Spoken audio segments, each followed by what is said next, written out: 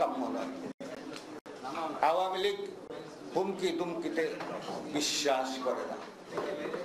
48 ঘন্টা তিনি যে আলটিমেট দিয়েছেন, আমি বাংলাদেশ আওয়ামী লীগের পক্ষ থেকে তার আলটিমেটাম সম্পূর্ণভাবে প্রত্যাখ্যান করছি। আমি আবারও আহ্বান জানাচ্ছি যে মাননীয় প্রধানমন্ত্রী যে আলোচনার প্রস্তাব দিয়েছেন, সেই প্রস্তাব মেনে নিয়ে আলোচনার টেবিলে আসুন। খালেদা জিয়া তো আলোচনার প্রত্যাখ্যান করেছে এবং উনি যদি আবারও আলোচনার প্রস্তাব গ্রহণ করেন, অবশ্যই আমরা তাকে চিঠি দেব। History doesn't repeat itself. ইতিহাস কিন্তু বারবার পুনরাবৃত্ত হয় না। সুতরাং 1/11 আর আগামীতে আরেক 1/11 হবে, সেটা হবে না, হয়তো অন্য কিছু হইতে পারে। ঢাকায় তথাকথিত এই পাকিস্তানের প্রেতাত্মা রাজাকার আল বদরের উত্তরসূরি তথাকথিত হেফাজতে ইসলাম আজকে ধর্মের নামে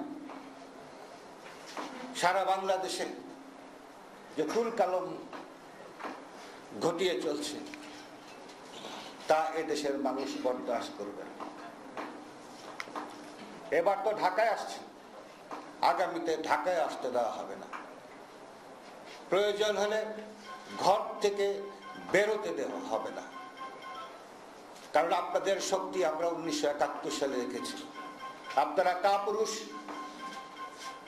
মুক্তিযুদ্ধের সময় আপনারা আমাদের মা বোনদের ইজ্জত লুণ্ঠন করেছেন, নিরীহ মানুষদেরকে হত্যা করেছেন, ঘর বাড়ি জ্বালিয়ে পুড়িয়ে দিয়েছেন।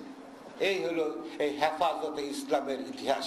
আমাদের শান্তিপূর্ণ আহ্বান কিন্তু আমাদের দুর্বলতা নয়, পশু শক্তি কিন্তু আমাদের শক্তি নয়। আত্মশক্তিই আমাদের বড় শক্তি এবং শাশ্বত শক্তি।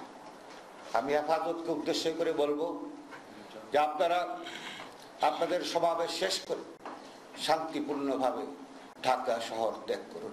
আপনাদের রক্তচক্ষুকে বাংলাদেশ আওয়ামী লীগ ভয় পায় না।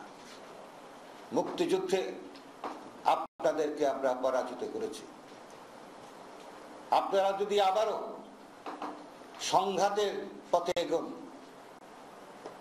আওয়ামী লীগ একাই আপনাদেরকে সাহায্য করতে যথেষ্ট। আমি আহ্বান করব যে আজকে সন্ধ্যার আগে আপনারা ঢাকা শহর ত্যাগ করুন। যদি না ত্যাগ করেন, সরকার তার ব্যবস্থা গ্রহণ করবে। আবারও বক্তব্য শেষে রাজনীতির বিষয়ে আমি বলতে চাই। এই হেফাজত রাজাকার আল বদরের নতুন প্রজন্ম,